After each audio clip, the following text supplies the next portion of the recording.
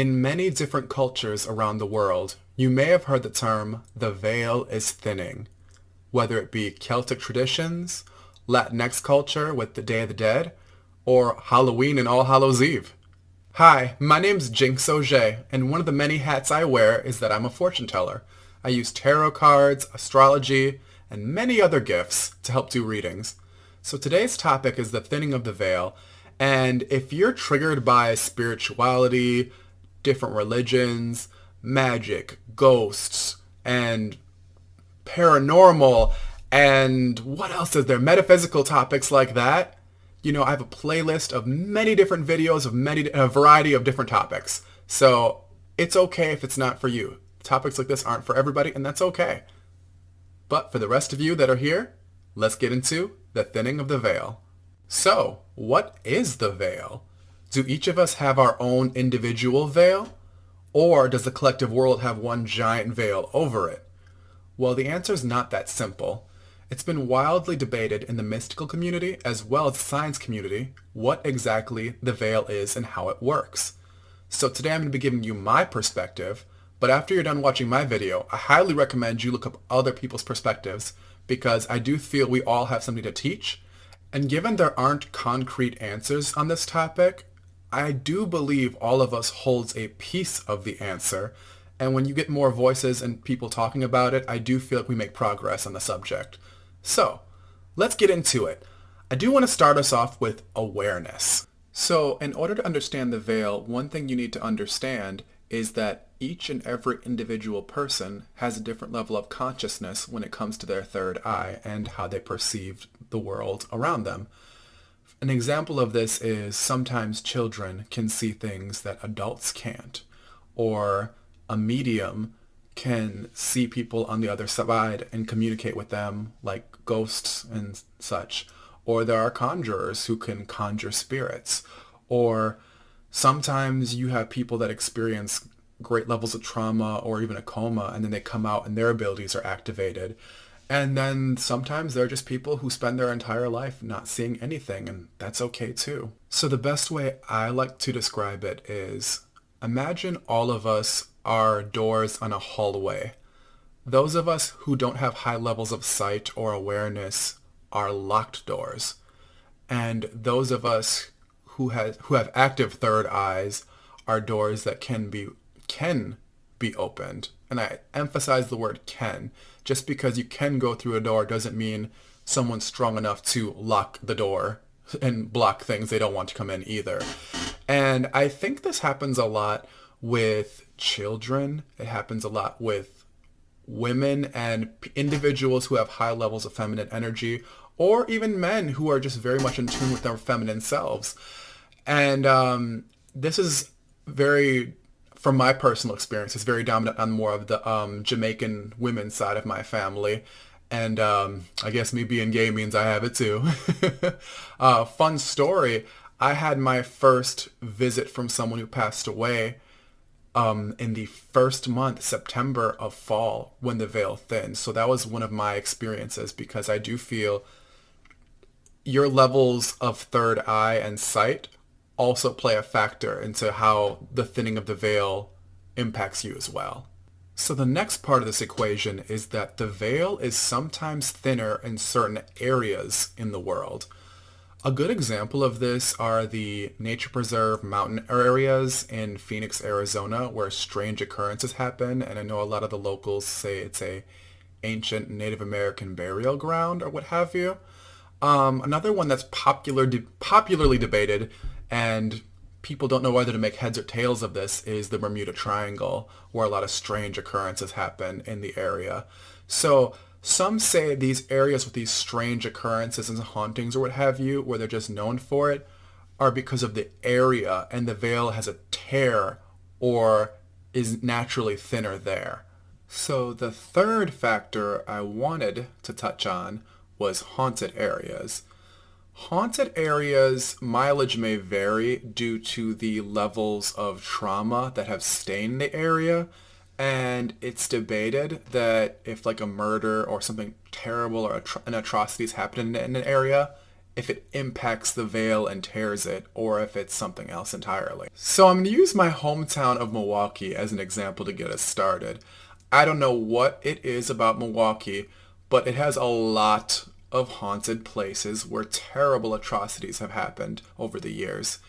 And there are some places where like everybody knows X place is haunted, terrible things have happened there, there's websites dedicated to it, and so on and so forth. And if you're sensitive enough, you could just get bad vibes from it. But then again, there's places that everyone goes to that you would never expect to be haunted, like schools and dorms on the Marquette campus. And then there's the Grand Avenue Mall. And a lot of these activities happen at certain times.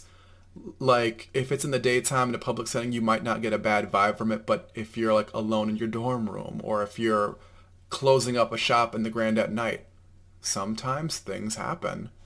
And while I wouldn't say every ghost is this evil entity that's going to cause a poltergeist and wreak havoc like in the movies, I will say that it's typically more trauma-based due to how they last left this world.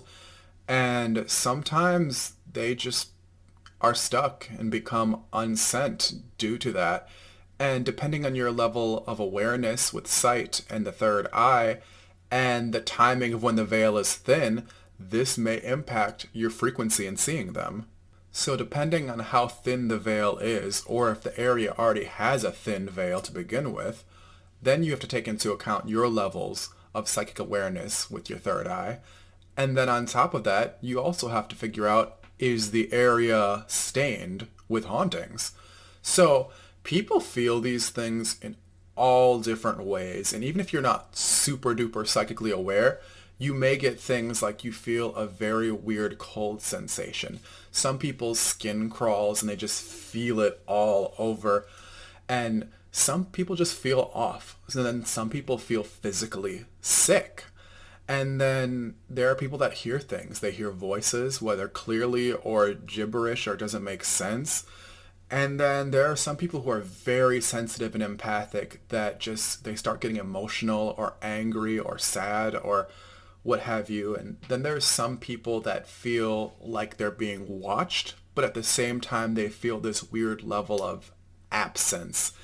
And whether there are other people that are channelers and psychics and mediums and conjurers and what have you, and they use these areas that are thinly veiled on top of this fall time period to actually have better communications, and their abilities are stronger during this time too. So when the veil is thin, not only do other areas have higher levels of occurrences, but also people's gifts get sharper. And that's not only with ghosts and spirits and what have you, but this also applies to how we see each other and how we read each other's energies and how we can see truths and things. This can take place in the knowledge system, whether it's just going back to school in the fall, or maybe you're just more intuitive in reading people's energy and seeing through truths and lies. But I'm going to get back to that ghost stuff because I know that's why you were here. So I used to be a part of the crowd of, let me go see if I can find a ghost, and this is going to be super exciting. And, you know, we all watch the show Ghost Hunters and all that jazz. And, you know, it's human nature to be curious and, you know, find the unexplained and all that fun stuff. You know, there's a lot of people that enjoy that. That's okay. I think in my experience, it's a lot more confusing than anything. Like I said before, I've actually had someone who passed away visit me before I knew they passed away in a dream, and I woke up and I found out they had passed away. And this happens a lot with my mother. She works in the medical field, and I think she worked at a hospice, so she'd kind of get attached to these people, and then sometimes they'd visit her in her dreams, and she'd get to work the next day and be like, wow, so-and-so passed away. And like I said, you know, when your gifts are strengthened in these certain things, the likelihood of them happening happens, and your dreams may be more vivid, and you may retain more, especially if you don't remember your dreams at all. Some people feel like their dreams are stronger in the fall. And lots of things can happen. I know people astral project, and that's a thing people do sometimes, and I think maybe that might be intensified during this time. And I will say though, with the bizarre vibes and such with ghosts, it can be a bit. It can be a lot. It's not for everybody. If anyone who's gotten a reading from me knows that it can just be a bit exhausting. Um, if you've gotten a reading from me, I know you've heard me say it's like vomiting. Like some of the stuff just keeps coming out and out and out, and by the time you're done with it, you just feel well, I feel completely exhausted and spent. And this is why, like, if you get a reading from me, I have to choose which days I'm reading. Make sure the house is clean, everything's sage, I'm in a good mood and not lots in my mind, because you just never know which energies you'll interact with. And that's not to say that people are bad and they're throwing bad energies on you. It's just we all have our different situations. And if you're empathic, if you're sensitive to other people's things, it you channel it quicker. And that goes for whether it's living people, ghosts, or what have you. All of that gets intensified when the veil's thinner. So the last thing I wanted to talk about was that when the veil is thin, it's not just spirits and ghosts. And I know we touched on this a little bit, but I want to drive home the point that when the veil is thin, it's about unseen things as a whole. Whether it's spirits and ghosts, whether it's seeing truths through lies or having heightened intuition, or maybe you're just more magical or empathic or into your emotions and truths, or it's also sometimes a great time for manifestations. I know one YouTuber, I forgot her name, but she said that it's a great time for harvest and transformation. And all of these things are refined versions of who we are at our core and touching into that. So it's not just unseen things outward into the spirit world through other people, but also the unseen parts of ourselves as well. So it's just a very big full circle moment of the unseen. And like I said, also the unseen in our dreams. Our dreams get more sharper and vivid. So as the days go on and the veil gets thinner, I will say I do hear many people in the mystical community say the veil gets thinner and thinner and thinner every single time.